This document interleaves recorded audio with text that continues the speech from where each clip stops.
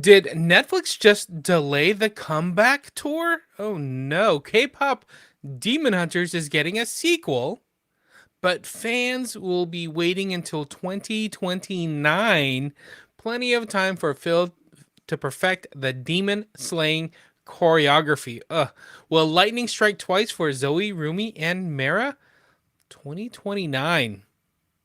It's a long time to wait. Yeah, That's fine with it me. is. I think that that means that they are going to take their time with getting the script right, and the animation for this takes a long time. So Mm-hmm. I want them to get it right. I don't, like I was saying before, I don't want a whole bunch of like sequels and different things. I want them to tell the story the way it needs to be told. Geek Freaks was talking about it earlier today. I would love to see them go into Rumi's past and her relationship with her mother, and Especially possibly like that getting, demon, right? I was going to say possibly get listening or seeing her interact with her father, because he's a demon. He's arguably probably still alive, right? So that would be kind of cool to see, kind of like going down that route, to see her interact with her parents. I Yeah, just that'd want be more cool. bangers. Give me more bangers. Yeah, I haven't seen it yet. I know Shadu has. I don't think Graveyard has. He might have. He has children, so he might have seen it. I think I'm the only holdout now, but like I want to see it. I will see it. I'm really excited about seeing it. So yeah, and then I'll be like, a year later being like, "Oh my God, I love that show," just like I was with Barbie. But yeah, I think it's gonna be fun. I mhm, think I think 2029 is perfect because good things come to those who wait. 4 absolutely. years is a long time to wait. There's going to be a lot of kids that love this show That'll that age are now out. going to be teenagers, that sort of thing. So I hope they find a way to tell a story that's a little bit more layered and grown up a bit, like expanding the lore. So I'm hoping it can grow with the audience, so to speak. Yeah, no, I 100% agree with that. And just to make some parallels, like Frozen, beloved, right, by kids. And then I think it took 3 years, 3 or 4 years to come out with Frozen 2.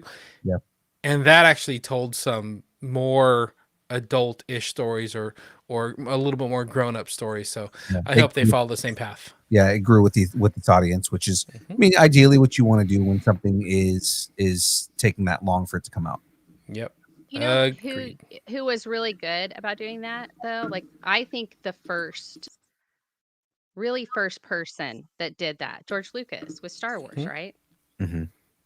He was, because Star Wars is going rogue again. Director Sean Levy says Star Wars Starfighter is neither a sequel nor a prequel, just cool hair and starships, apparently. That's it. That's all you need. Cool hair and starships. Maybe a leather jacket. Wait, a movie set in the Star Wars galaxy that is not connected to the Skywalkers? Can they really do that? We shall see. Absolutely. And again, that's what we want. We want more Star Wars that is not connected to the Skywalkers. I'm totally okay Yeah, with that. exactly. Oh, I meant to say on the K-pop thing, just totally went out of my mind. One of the songs got nominated for an Emmy. Yes. That's awesome. And Pretty then cool. on Starfire, what was it? Golden? Was Golden the one that got nominated? I Pretty don't sure. know. I don't remember. Starfire and the Starfighter movie.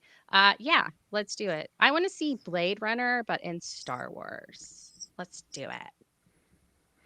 Has there been a Star Wars project that hasn't included a connection to the Star Wars family or Star Skywalker family?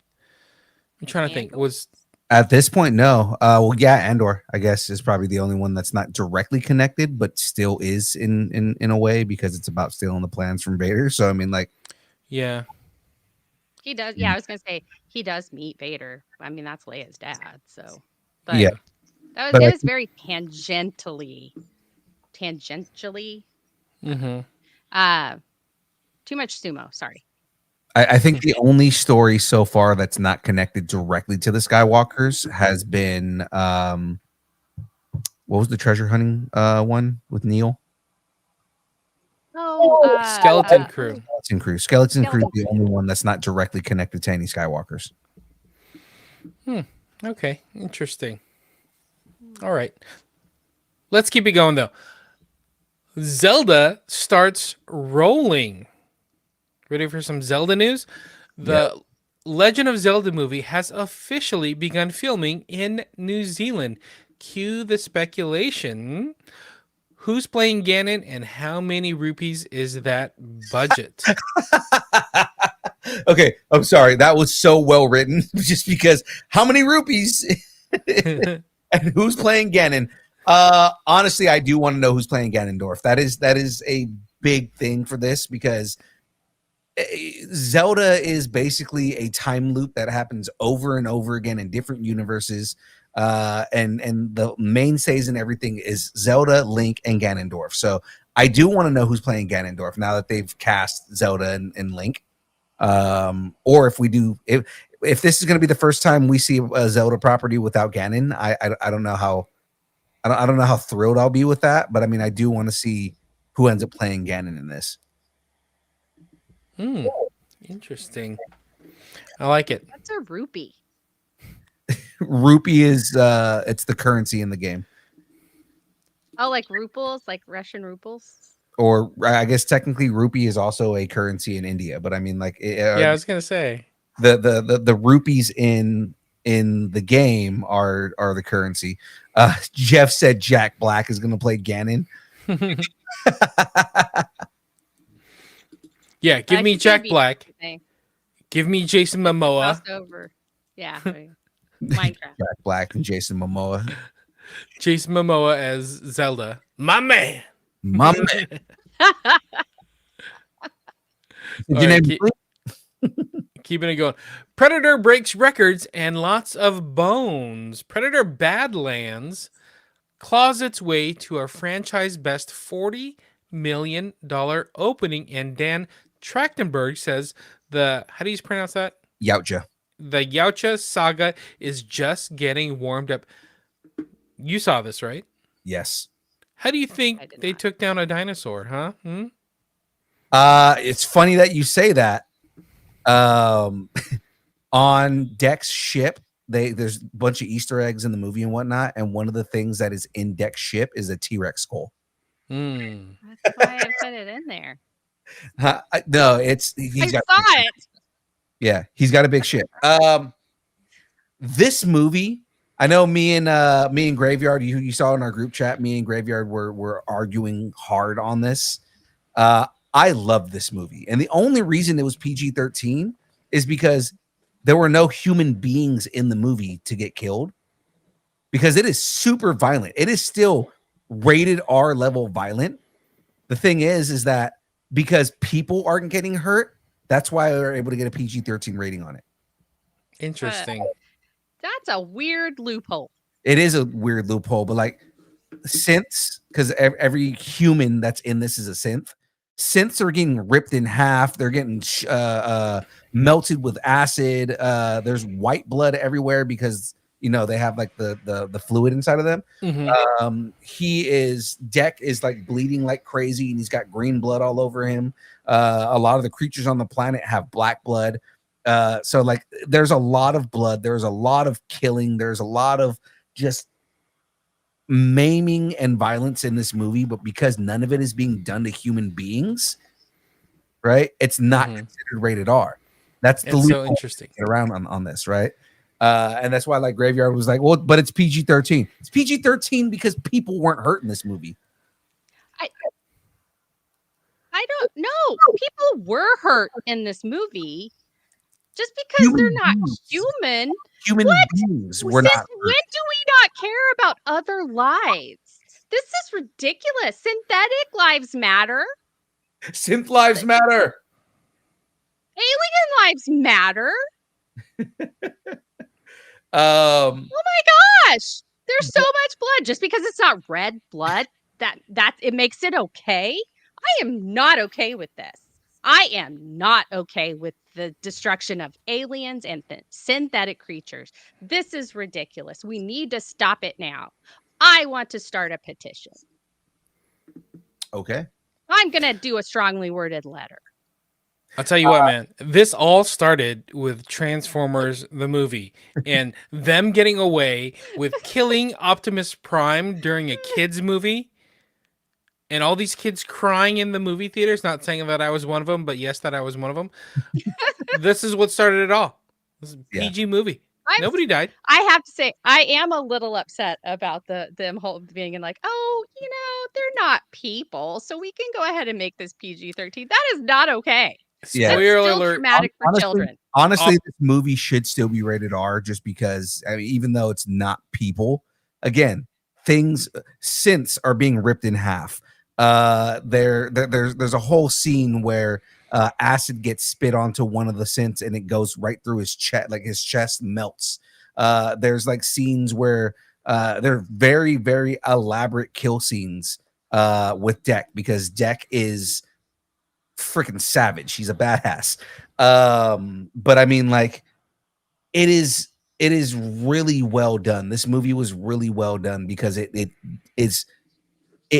dives really deep into Yautja lore and expands on the Predators and their belief systems and their family dynamics and things like that. Because the whole thing is him trying to prove himself to his father, who just killed his brother.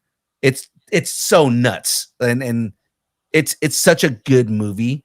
It's deserving all the money that it's getting, and Dan Trachtenberg deserves every creative control for the Predator franchise, because Prey was amazing and this movie was great, and they left it like literally the final scene of the movie leads into the next movie. Yeah. That's awesome. So it is really good. For all the people complaining about the way Deck looks in the trailer, go suck an egg, because That was all prosthetics. They didn't do any CGI with him. it was all they did light CG work on it. I listened to the guy who did the work. He's the same dude who did the original Predator. Oh, okay. All right. Okay. And they did an interview with him, and he said, yeah, so they did. It was a combination of prosthetic work and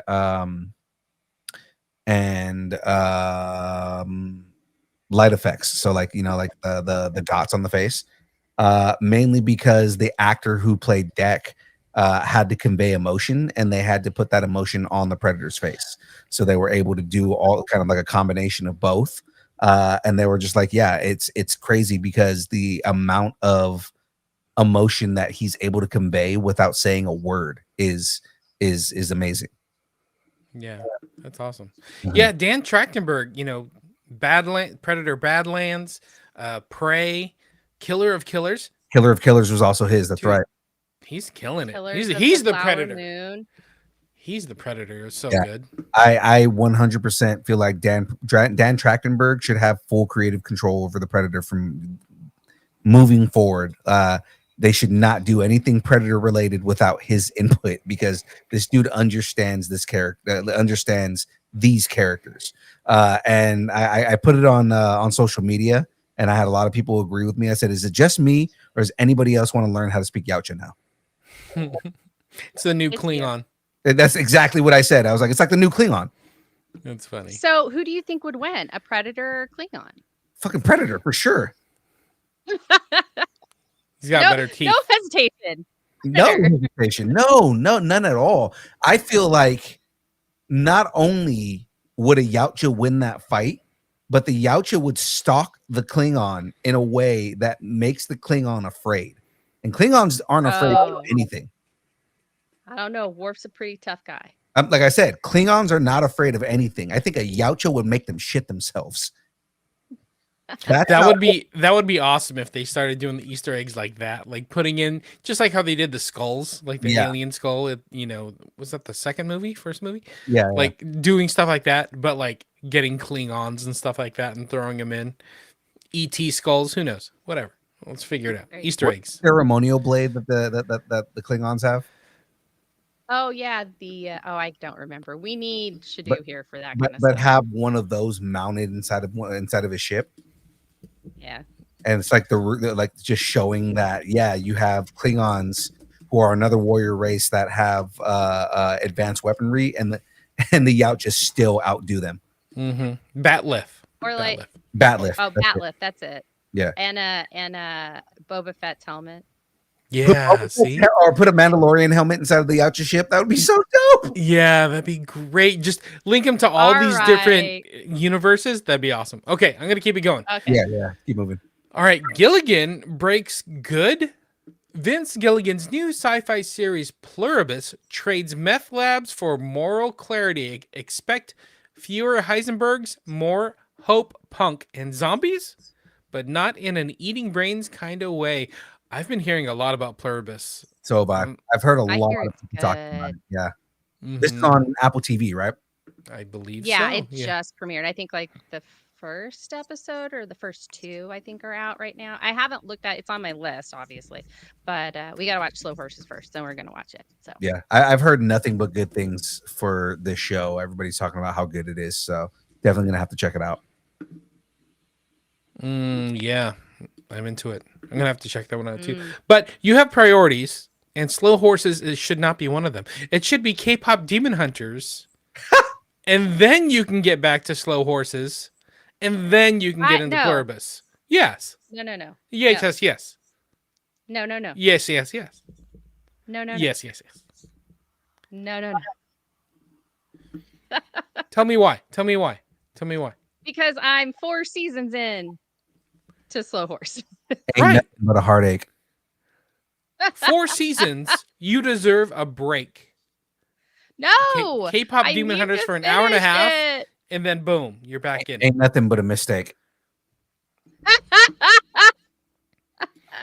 You need to be back. You need to be back. Okay, I'm gonna. Started it off with "Tell me why," and I said, I started quoting Backstreet Boys. Oh, Unless you're gonna do the choreo, then I'm not gonna get it. I'm not gonna give your joke justice until I see you dance, monkey.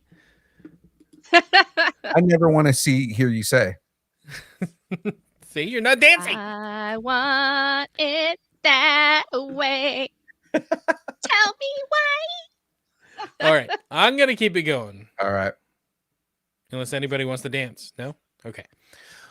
What a Twilight tease. Robert Pattinson says he'd be down to return to Twilight if it ever came up. So you're saying there's a bite. I mean, a chance. I mean, a sparkly vampire. All right. No, I don't want any of this. Yeah. No, what? Huh? No, bring it back. Let's bring it back. Come on. More Twilight. Let's do it. Are you kidding me? No more Twilight. What is wrong with you? He How dare looks you, sir? virtually the same. He It- really does look Exactly. You know what's very funny? similar. What's funny is how much he spent his entire life after Twilight trying to distance himself from Twilight. Went and did a bunch of art house movies. He's Batman Yes. now, and then all of a sudden goes, I'll do Twilight again. After bad mouthing Twilight for the last 20 years. Yep. That's exactly what I'll happened. tell you the reason And then he why. realized he had bills to pay and mortgages to pay. So now he's like, No. Twilight's not that bad. It's much deeper than that. He's got a child. Boom. He needs to bank the money for the next generation. Yeah. He needs all that Twilight feels money. That inner sparkle coming out. He's Right. gonna sparkle and dance around. Twinkle, be great. twinkle, motherfucker. That's what I'm saying. He's in. Give me more Twilight.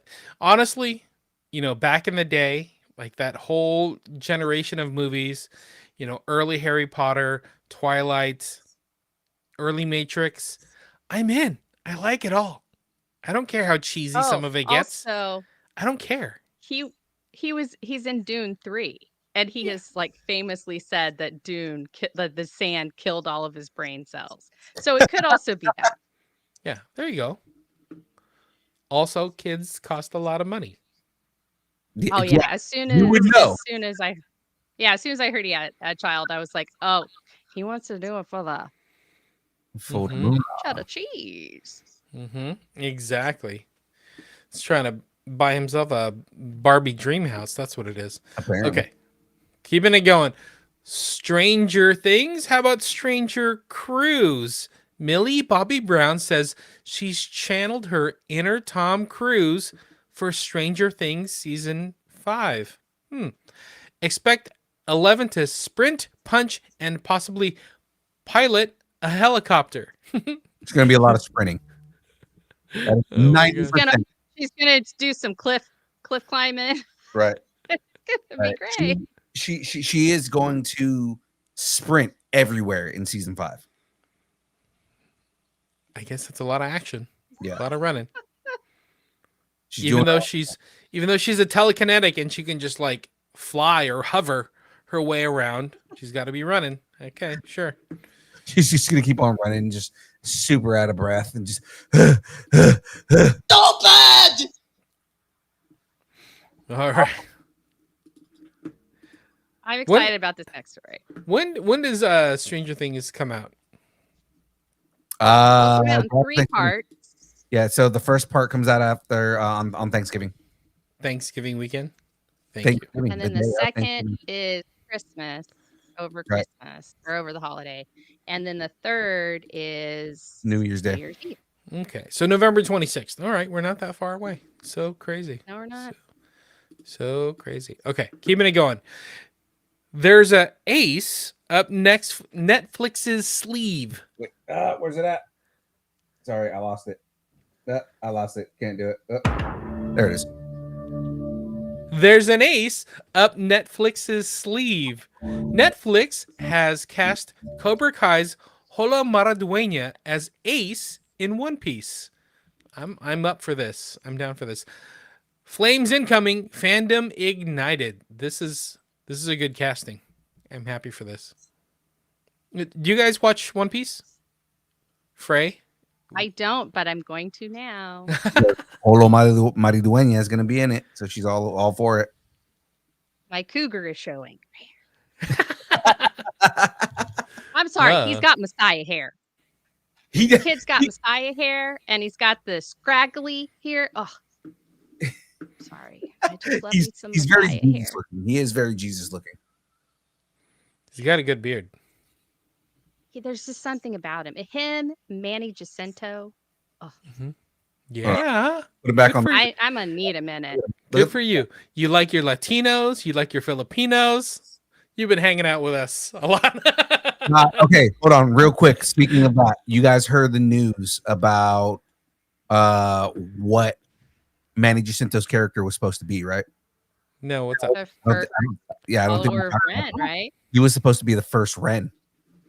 The first makes Ren. Ren. So where they were leading to was they were trying to get it so that by season 3 he was supposed to break off completely and form the Knights of Ren.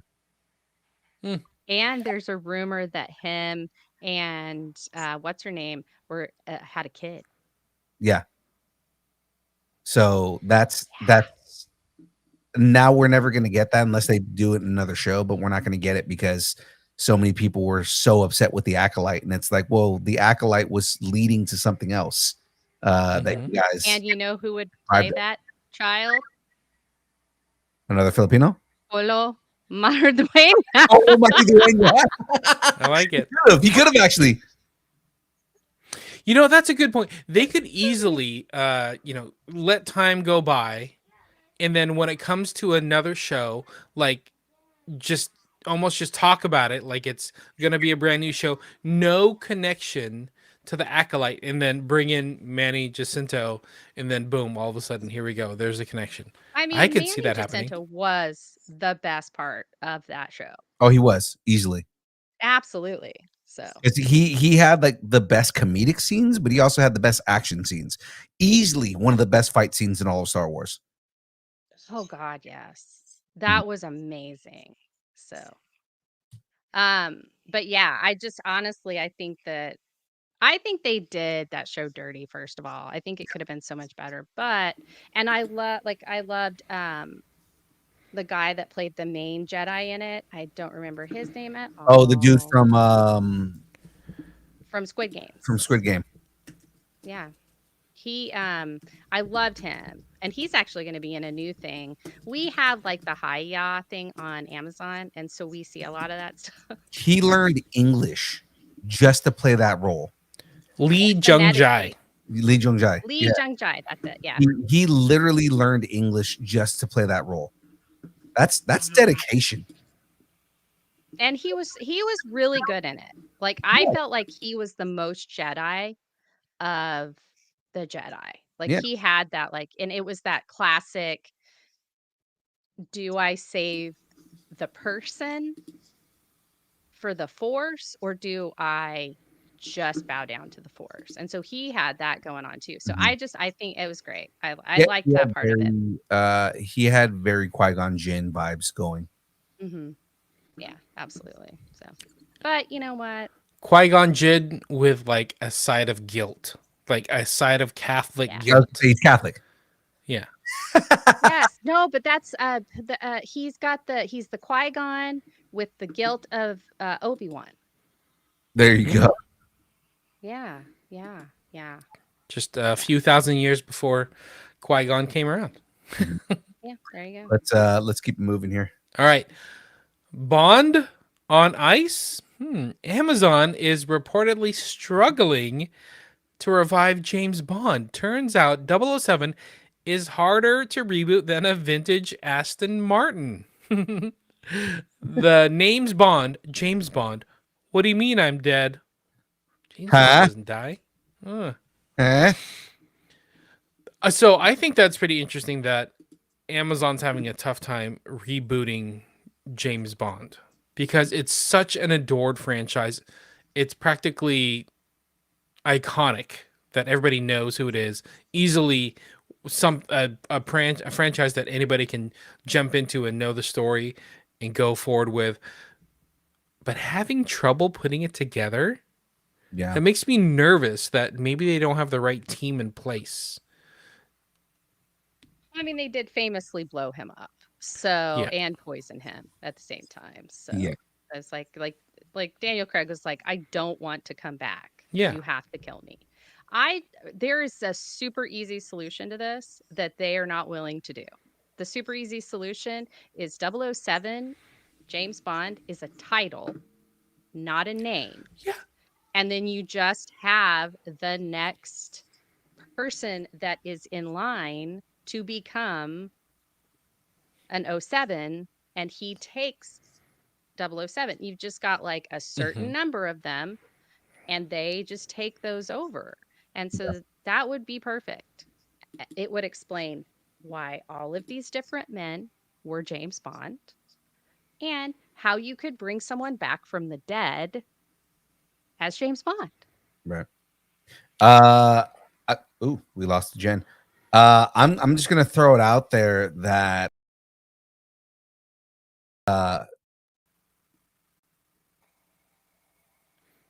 thank you, internet. My take was so hot You broke the internet. that I brought down the internet. I'm just gonna throw it out there. Amazon, call friend of the show Raymond Benson. You know, The writer of James Bond. James Bond. He was the official, also the first American writer for James Bond. Call Raymond Benson. I'm sure he could write a story for you that can reboot your franchise. The guy knows James Bond better than anybody. Call Raymond Benson. I'm sure he's waiting for that call. The Amazon executives at Amazon, Jeff Bezos. I know Uncle Jeff, because yes, I used to work for Amazon at one point. Uncle Jeffy, I know you famously watch our show. Call Raymond Benson. Call Raymond Benson and have Raymond Benson reboot your franchise. He will make you some money. Do it. Going back to what Frey was saying, I honestly thought that's how it was. It's just a label, and then they insert somebody into it, and then if they die or become a traitor or whatever, there's just a new 007 or 00 whatever it is. It's just like, that's how it is. Or they get married and are never seen again. Yeah. How would you fix this franchise, young Phil? Do you have any, besides bringing in Raymond Benson, which is a great idea? that gets a little difficult to do. So if they're having issues figuring out James Bond, where I would go is I would probably finally tell a Spectre story from the perspective of Spectre, from the viewpoint of Spectre and what they want to do. Like, you're telling the villain story right now. It's not like monsters like the Joker and certain characters that I don't want to feel for. I think that writing a story about an organization that is labeled as a terrorist organization and going from their perspective and what they're like, not making them good and making them feel like, oh yeah, we want to identify with them, but almost like, you remember, every good villain is the hero of their story, right? Yeah. What is Spectre's motivation? What is it that makes them want to take over the world, right? And that the other thing I would do is I would go and take I'm forgetting his name right now, the American agent. Oh, yeah. I know who you're talking about. La la la la. He died in the can't last remember his movie, name. right? Yeah, everybody died in the last movie. Yeah. Like, seriously, everyone like died. His Felix name's Leiter. like Yes. Felix Leiter. Elric. Felix Leiter. Felix, that's it. I'm saying I think that go and tell Felix Leiter stories and why he is the American equivalent to James Bond, right? He's a CIA operative. We get him in the tail end of his career. Like, go tell Felix Leiter stories. Tell, globetrotting stories about him being a CIA spook and going and, you can tell whole stories about him in Afghanistan. You can tell whole stories about him infiltrating different organizations and him tracking Spectre. So I mean, you can do things like that. If you are running out of ideas for James Bond, build that world. You know what I mean? Like tell stories about Felix Leiter, tell stories about Spectre. Now, also in that series, in the last movie, we got 008, right? Tell a story or The Ocho. I know, but I mean, tell a story about the 00 program. So not just James Bond as a 007, but we know, based on the books, based on some of the things in the movies, what it takes and some of the requirements in order to become a 00 agent within MI6. Tell that story about that program. What caused MI6 to create the 00 program, where you are building assassins within your organization, right? Tell that story. Tell the story about 001. Tell the story of Training Day, right? Or The Recruit, and tell that story of the attrition rate and how hard it is to become a 00 agent, and the trials and tribulations, and why there's only 8 agents within the organization from the beginning, right? Because we just got a agent in this, right? So why is your attrition rate damn near 99%, given that you only have 8 agents agency wide?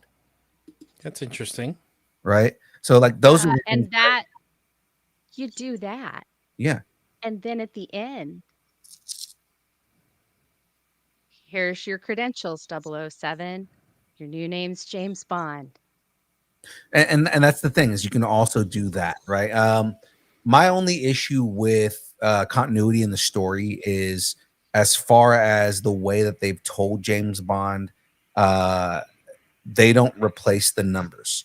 So 007, if 007 dies, 008 takes over, right? As far as that goes. And it's always supposed to have been that James Bond was a character. I do like the idea of making that a code name, of making James Bond a code name and someone else goes by that code name. Where you can pick up in that storyline is the next agent to make 00 takes up that mantle. So a 009, because if we're talking expansion of the story, it doesn't have to be 007 anymore, right? Yeah. If we're expanding on the story and we're making James Bond a code name, 009 can now take up the mantle of James Bond. Interesting. Yeah, I like it. And every story moving forward or from the past. So every movie out of the 30 James Bond movies that there are, I'm exaggerating, but I mean like there's that many. Those are stories about that first character, and the different actors are mainly just because you can't have one actor play him from the 60s all the way on, right? So but I mean like, yes, it is all adventures and stories of this one agent 007 who has had this mantle of James Bond. We can, again, I was talking about that story about talking about the 00 program. That's where you can establish that James Bond is a code name, right?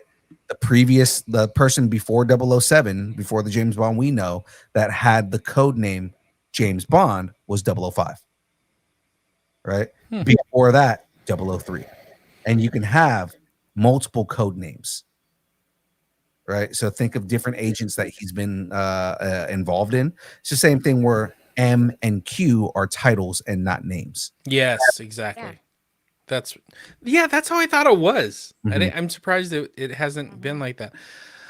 I was thinking, just to mix things up, just because we've gotten so many spy espionage shows over the past few years, this dad TV phenomenon, Right. like, why don't they find a way to update it so it's more in tune with that, instead of focusing on one person and one spy? Maybe it's a 007 team, or 008 team, and that's the story we get to hear about. It's not just the one person being suave and debonair. We get to learn about everybody as part of this team of 007.